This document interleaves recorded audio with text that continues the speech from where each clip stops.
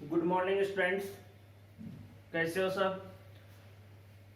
आज जो अपना चैप्टर चल रहा है उत्परिवर्तन का, और उसी उत्परिवर्तन में अपन पढ़ रहे थे।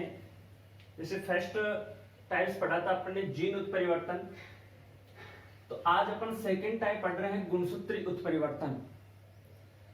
यानी जीन उत्परिवर्तन की अपन ने जो बात पढ़ी थी वो ये थी कि कोई जीनी स्ट्रक्चर में क्या था, चेंजेस था। तो जीनी संरचना में जो चेंजेस था उसमें कोई भी न्यूक्लियोटाइड जो सीक्वेंस थी उसमें चेंजेस था, या कोई न्यूक्लियोटाइड्स था, कोई नाइट्रोजनी बेसेस जिसमें purine to pyrimidine, pyrimidine to purine changes था।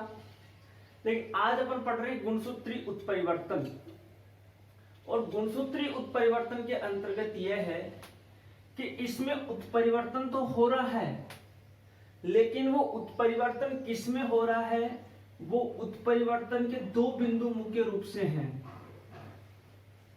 या तो वो उत्परिवर्तन यानी गुणसूत्र की संरचना में परिवर्तन हो रहा है, या तो किस में हो रहा है, गुणसूत्र की संरचना बदल रही है, रचना बदल रही है, या फिर गुणसूत्रों की संख्या में कुछ क्या हो रहा है, गुणसूत्रों की संख्या में कोई चेंजेस हो रहा है। तो गुणसूत्री उत्परिवर्तन तब होगा, पहले बात तो अपन को परिभाषा याद होनी चाहिए कि गुणसूत्री उत्परिवर्तन क्या है।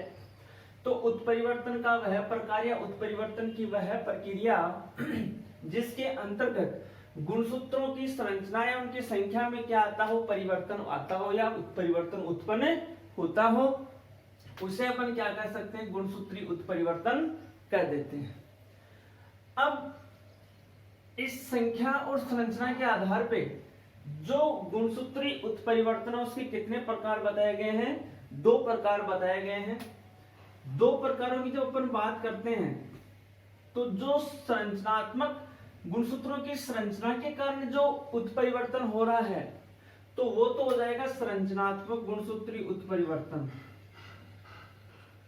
संरचनात्मक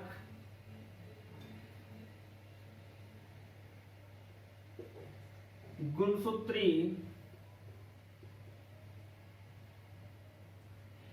उत्परिवर्तन। और यदि उत्परिवर्तन की घटना गुणसूत्रों की संख्या के कारण हो रही है तो अपन इसको बोल सकते हैं संख्यात्मक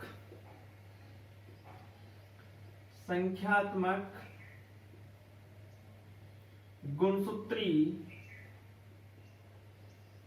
उत्परिवर्तन। तो इस हिसाब से जो गुणसूत्री उत्परिवर्तन है, गुणसूत्री जिसको अपन विपतन बोल देते हैं, उसके दो मुख्य प्रकार हो गए। एक संरचना में के कारण जो उत्परिवर्तन हुआ वो हुआ, और एक जो उत्परिवर्तन हुआ किसके कारण हुआ, गुणसूत्रों की संख्या में उत्परिवर्तन हुआ। अब देखिए ये जो गुणसूत्री संरचनात्मक अपन बात कर रहे हैं, एक लेते हैं। सबसे पहले अपन संरचनात्मक गुणसूत्री उत्परिवर्तन की बात करते हैं। तो संरचनात्मक गुणसूत्री उत्परिवर्तन की बात करते हैं तो क्या है, देखिए एक तो एग्जाम में क्वेश्चन कैसे आना है वो मैं आपको बता दूं, काफी इंपॉर्टेंट क्वेश्चन है। आपसे क्वेश्चन ये पूछ सकता है गुणसूत्री उत्परिवर्तन किसे कहते हैं, कितने प्रकार का होता है, संरचनात्मक गुणसूत्री उत्परिवर्तन को समझाइए। एक तो ये क्वेश्चन बन गया। सेकंड क्वेश्चन डायरेक्ट पूछ लेगा संरचनात्मक गुणसूत्री उत्परिवर्तन किसे कहते हैं, विभिन्न प्रकार के संरचनात्मक गुणसूत्री उत्परिवर्तन को समझाइए। एक क्वेश्चन ये बन गया संख्यात्मक गुणसूत्री उत्परिवर्तन किसे कहते हैं, विभिन्न प्रकार के संख्यात्मक गुणसूत्री उत्परिवर्तन की प्रक्रिया को समझाइए। हाँ, हालांकि इसमें दो अलग और टॉपिक बनेंगे, वो असुगुणिता सुगुणिता का टॉपिक है, वो अलग बन सकता है। अब इसके अदरवाइज ये तो बड़े क्वेश्चनों की बात होगी, लेकिन जब अपन बात करते हैं एक एक नंबर के क्वेश्चंस की, तब यहाँ पे क्या आ जाता है, इसके जो टाइप्स है वहां से आपको एग्जाम में क्वेश्चन पुटअप हो जाएगा और टाइप्स में से क्वेश्चन पूछेगा, ठीक है। या एक दो नंबर का क्वेश्चन देते हैं कि संरचनात्मक और संख्यात्मक गुणसूत्री उत्परिवर्तन में अंतर लिखिए, तो इस प्रकार का क्वेश्चन भी आपके एग्जाम में बन सकता है। वो अगले वाले के मूड पे डिपेंड करता है कि उसने कैसा क्वेश्चन बनाया है। अब देखिए अपन बात करते हैं संरचनात्मक गुणसूत्री उत्परिवर्तन की। तो संरचनात्मक गुणसूत्री उत्परिवर्तन किसे कहते हैं? जब गुणसूत्रों की जो रचना है, गुणसूत्रों की रचना या आप बोल दीजिए संरचना में होने वाला परिवर्तन। अब ये कैसे होगा भाई? गुणसूत्रों की संरचना है, जैसे अपन कह रहे हैं भाई नॉर्मल गुणसूत्र की स्ट्रक्चर अपन ने पहले की कक्षाओं में भी पढ़ी है। अब इसकी संरचना में क्या परिवर्तन होगा? या तो देखिए अनेक कारण हैं, या तो कोई भाग का क्या हो जाएगा, यहां से लोप हो जाएगा, कोई भाग यहां से हट जाएगा, गुणसूत्र का कोई खंड वो हट जाएगा, या कोई अतिरिक्त भाग का क्या हो जाएगा, जुड़ जाएगा। एक तो ये कंडीशन हो गई, तब संरचनात्मक गुणसूत्री उत्परिवर्तन हो सकता है कि नहीं? या अपन ये कह सकते हैं कि कोई भी खंड है, उस खंड की अनेक प्रतियां जुड़ जाएंगी। अनेक प्रतियां जुड़ जाने का मतलब ये मान लीजिए कि उसमें क्या हो सकता है, द्विगुणन हो सकता है। अब जब कोई खंड जुड़ सकता है या कोई खंड हट सकता है, तो सीधी सीधी सी बात है, उस खंड में जितने जो जीन हैं वो जीन वहां से हटेंगे कि नहीं हटेंगे? भाई वो जीन तो वहां पे रहेंगे ही नहीं रहेंगे। या तो जीनों की संख्या में वृद्धि हो जाएगी या जीन क्या हो जाएंगे, कम हो जाएंगे। तो ऐसी कंडीशन में जो फिनोटाइपिक चेंजेस हैं वो उस बॉडी के अंतर्गत क्या होंगे, शो होंगे। यानी इस प्रकार की कंडीशन के अंतर्गत आपको ध्यान में रखना है कि जो फिनोटाइपिक लक्षण होंगे वो क्या हो जाएंगे, उत्पन्न हो जाएंगे। अब संरचनात्मक जो गुणसूत्री उत्परिवर्तन है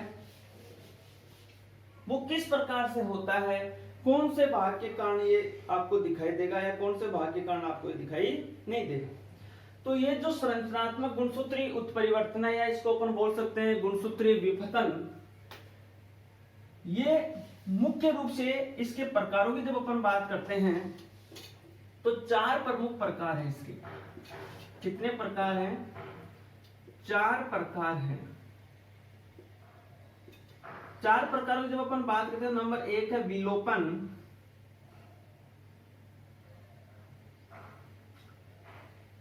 फिर नंबर 2 है इसके अंतर्गत द्विगुणन,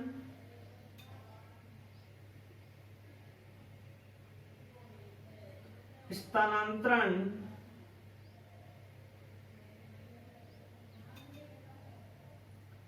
और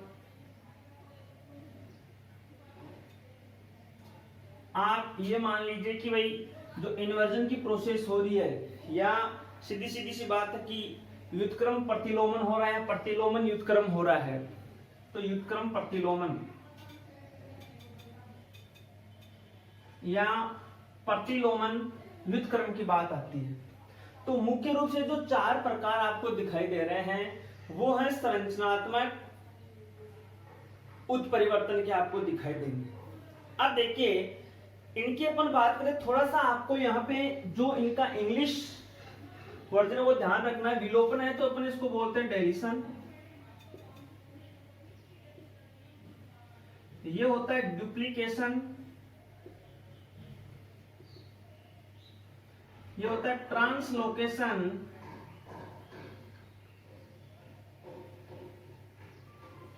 और ये होता है इनवर्जन।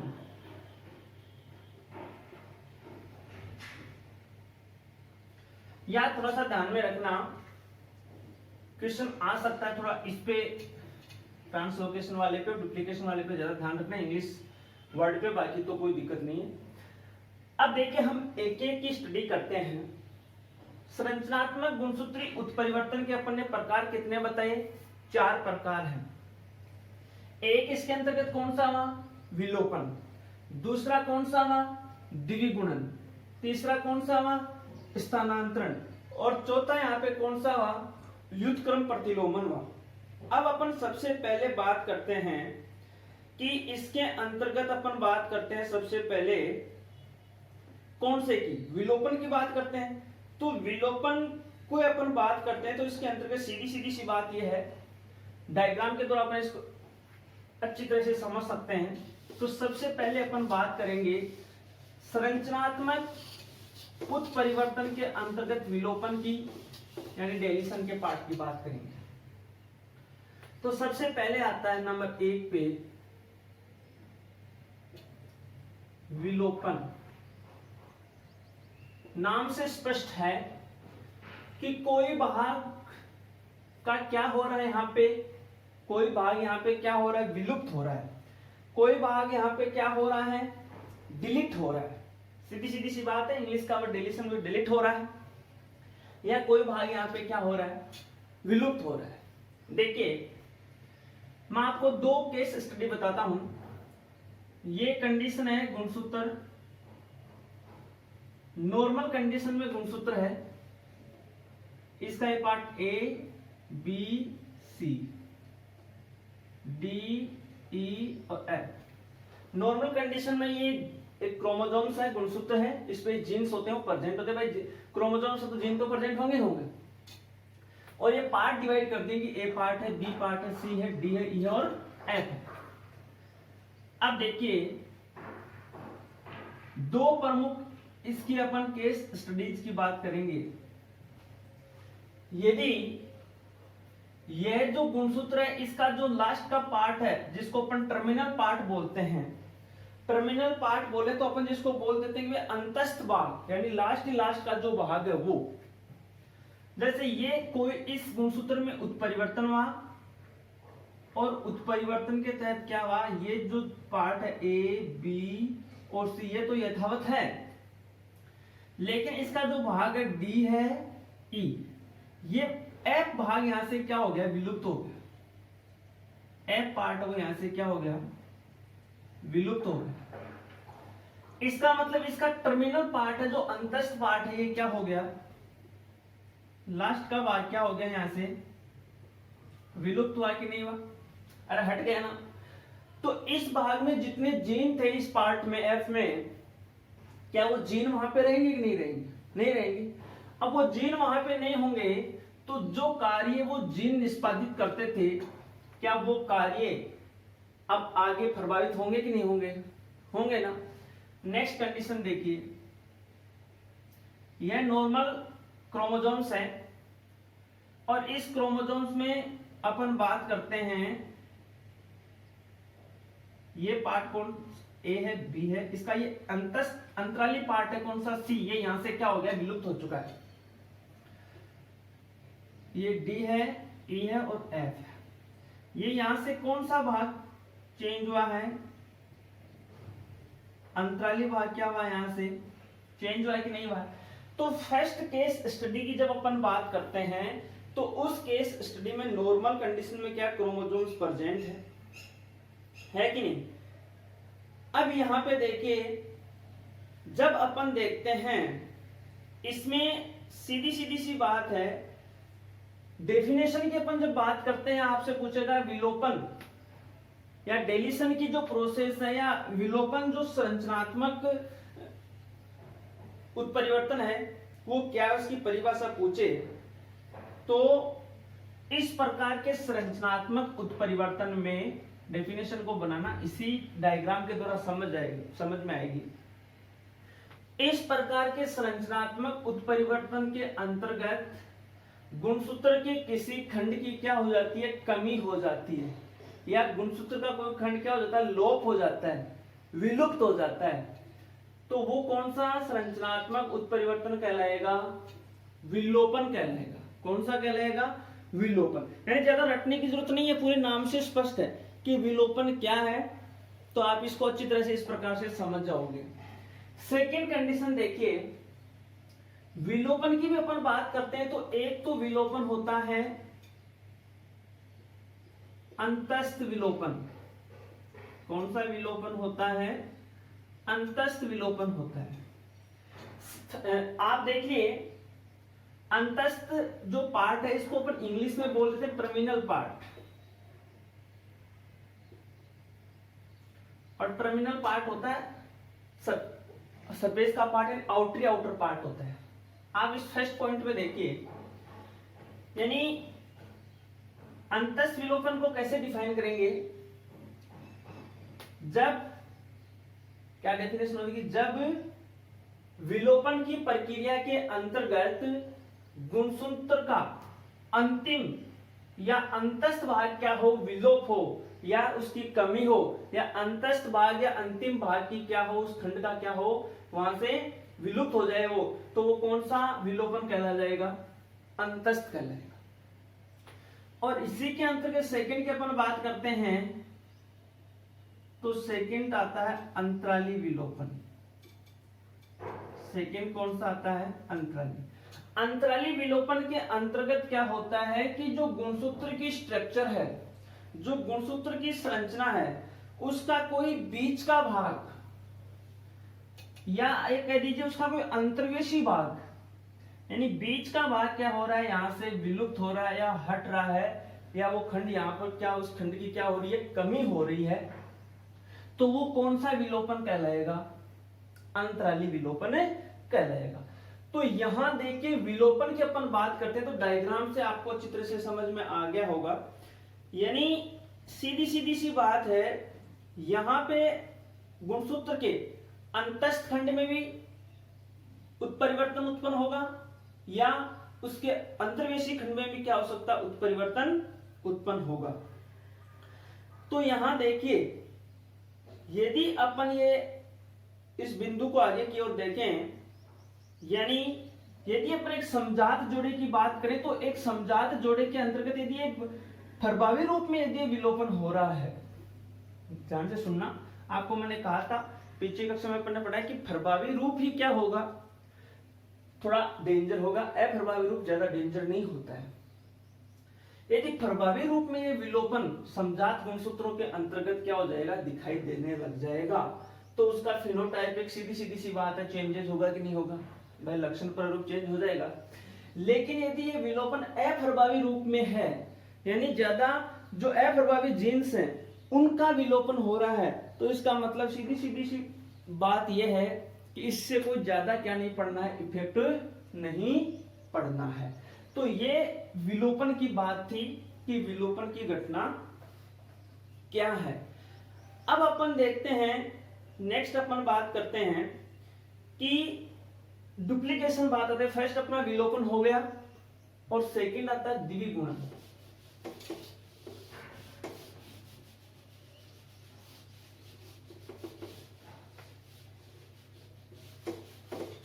सेकंड आता है द्विगुणन,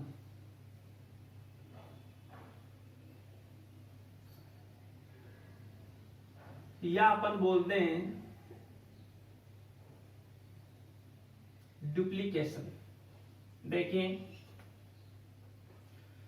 नाम से स्पष्ट है, द्वि यानी डबल, दो, और गुणज के रूप में, यानी कोई भी गुणसूत्र है, उस गुणसूत्र में यदि टोटल उसके कोई खंड, उस खंड की क्या हो रही हो, पुनरावृत्ति हो रही हो, क्या हो रही हो, पुनरावृत्ति हो रही है। यानी कोई भी एक निश्चित खंड है गुणसूत्र का, तो उस खंड की बार बार क्या हो रही हो, पुनरावृत्ति हो रही हो, है कि नहीं। जैसे अपन देख सकते हैं कि एक क्रोमोसोम्स है, एक गुणसूत्र है, ये गुणसूत्र है,